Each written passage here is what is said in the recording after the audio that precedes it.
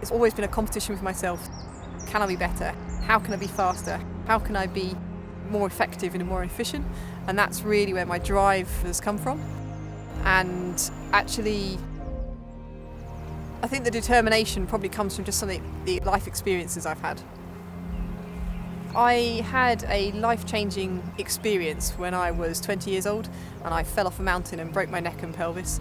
And that really gave me a different perspective of how to look on life. I think when someone tells you just be happy to walk again, you kind of sit there and go, no, I'm not happy just to walk. I want to run. I realised what it takes to really want something. And for me, it was a sort of personal, well, why not? And that's how I kind of live my life. Since that accident, I managed to compete for Great Britain in canoeing and kayaking. I've medalled internationally and I'm 5 times a European champion. And I think my greatest achievement to date is actually crossing the Atlantic in a totally unsupported 5-women crew. The main driver now is really trying to inspire other people.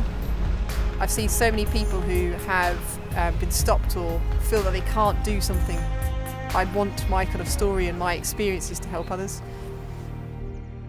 I'd done a lot in my athletic career, so I was looking for a new challenge, and I wanted to start pushing my professional career. I've now been working at Land Rover for 6 years. I run a team which looks at the safety and crash analysis of the vehicles. For me, the big thing is protecting the people inside the car, and it's actually a real privilege to be a part of working for that. All the engineers work really hard to produce something that is world renowned now, and that's something that they can be really proud of.